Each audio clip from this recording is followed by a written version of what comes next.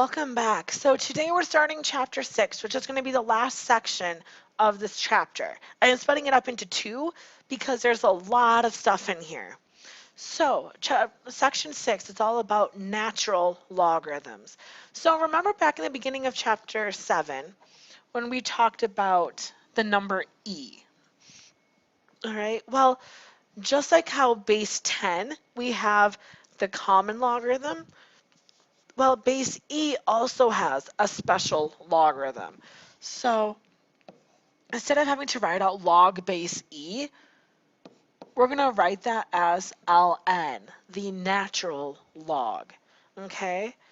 So everything works exactly the same, except this is going to be natural log instead of the common log. But all the same properties and features we've already talked about still hold true. So today and tomorrow are essentially just going to be a really nice way to wrap up the chapter because it's revisiting each of those topics we covered, but now using the natural logarithm. Okay? So let's recall how to evaluate all of these. So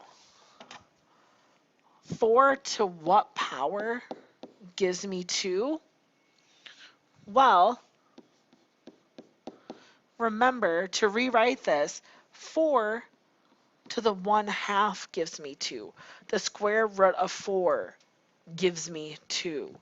So here, when I evaluate that, I'm going to get 1/2.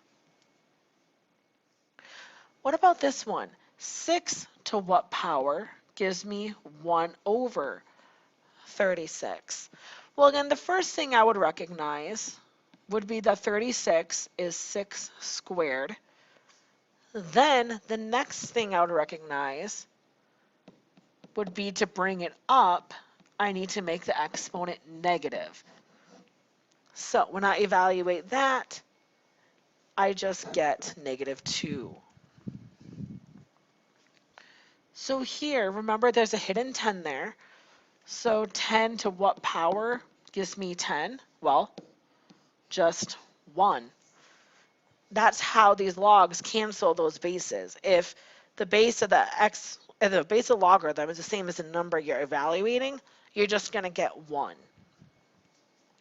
And remember this, now you can more easily see that log A cancels out because they're the same and just gives you 7 back. So as we progress through this chapter, my hope is that these questions got easier and easier and easier for you. Okay? That would be my hope while we're going through this. So now let's talk about how to evaluate these involving E. Now that we've brushed up on the skill, let's incorporate E into the skill. Well, ln cancels E just like log canceled 10 and log base A cancels A just a second ago. So recall, the exponent is always going to be your answer if the base of the logarithm matches the number you're looking at. Okay? Here again, ln of E cancels. That is just a number 1. Just like up here, log of 10 is just 1.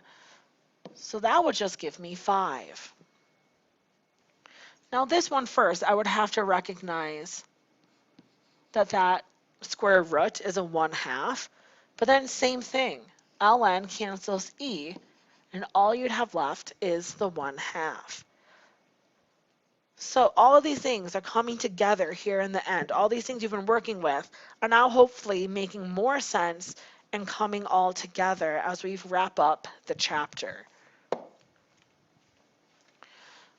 We can also use the same properties to simplify, okay? So remember, if I'm trying to condense, when I have a number out front, that is a power.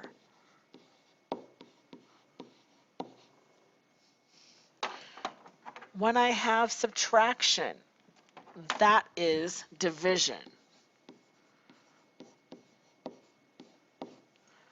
All right, now here both of those are divisible by 3.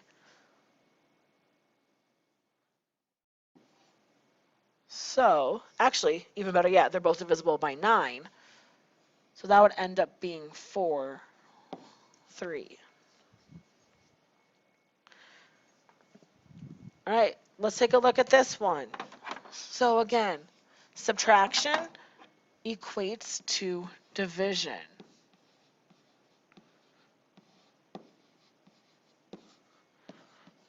Now, let's reduce that. 10 divided by 2, or sorry, 10 divided by 5 gives me 2.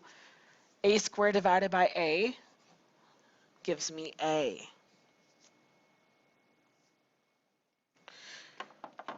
Here, let's look at the parenthesis first. So I have 1/5 ln of 8x. Okay, adding turns into multiplication. And now I have that power out front, or that multiplier out front. So now, let's bring that up as a power. Or if you think it looks nicer, it is totally okay if you want to write it as a root instead. Okay, I have no preference. Both are equally correct. And expanding logarithms. Okay, so here I see multiplication and I see division. So to break up multiplication, you use addition. To break up division, remember you use subtraction. And in expansion, a power should come down. So ln 11 plus 3 ln x minus ln z.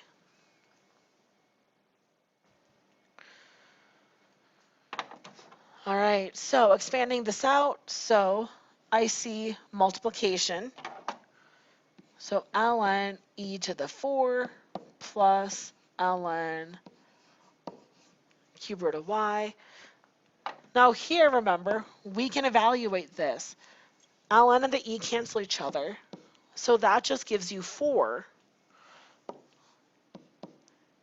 And then here, that cube root you have to think of as a 1/3 because you're going to want to bring that power down. So the awesome thing is there's absolutely really nothing new today. It's just revisiting all these skills we've been working on, but now applying them to natural logs instead of regular logs or the common logarithm. Okay, so I hope today is a breath of fresh air, reviewing things you already know just to make sure that we're getting ready for that upcoming test. So why don't you write your summary for me based on how does this connect with everything you've been doing previously in this chapter? And then come back ready to do your practice work.